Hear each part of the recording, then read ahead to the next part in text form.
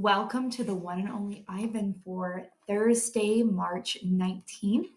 Today we are starting on page 158, and we only made it halfway through that page in the last video. So I'm just going to start with the first full sentence on page 158.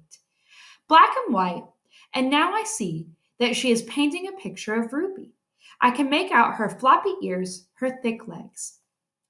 Julia stops painting. She takes a few steps back, hands on her hips, gazing at her work. She scowls. It's not right, she says. She glances over her shoulder at me. I try to look encouraging. Julia starts to crumple up the paper, then reconsiders. Instead, she slides it into my cage at the spot where my glass is broken. Here you go, she says. A Julia original. That'll be worth millions someday. Gingerly, I picked up the paper.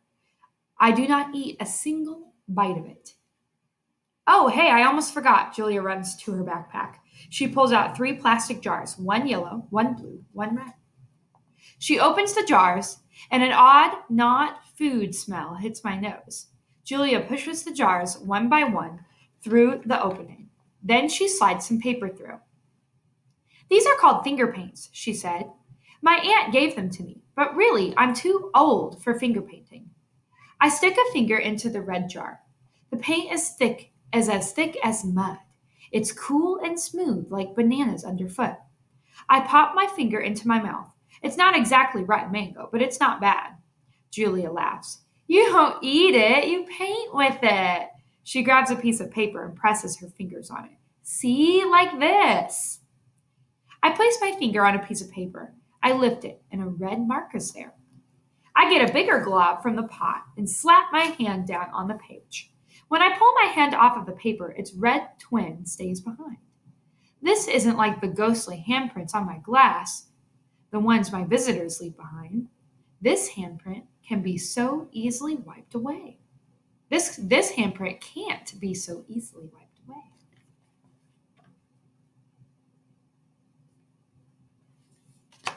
Page 161, A Bad Dream. I lie awake, peeling dry red paint off my fingertips.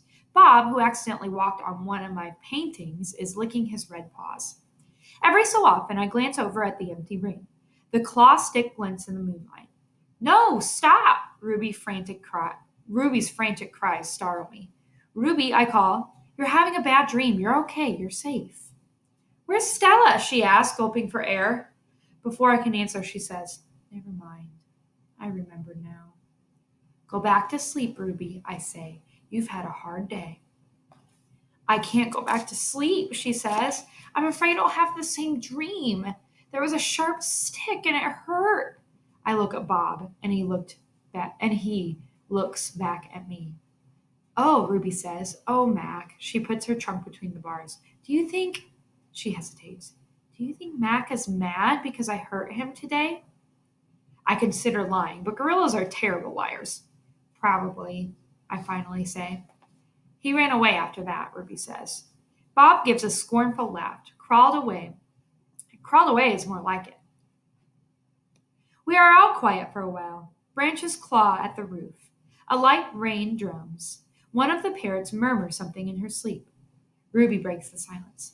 Ivan? I smell something funny. He can't help it, Bob says.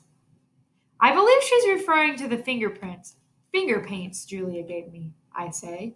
What are finger paints? Ruby asked. You make pictures with them, I explain. Could you make a picture of me? Maybe someday. I'll remember Julia's picture, the one that will be worth $1 million. I hold it up to the glass. Look, it's you. Julia made it. It's hard to see, Ruby says. There's not much moonlight. Why do I have 2 trunks? I examine the picture. Those are feet. Why do I have 2 feet? That's called artistic license, Bob says. And that was page 163. We are going to stop there. The next video will start on page 164. See you soon.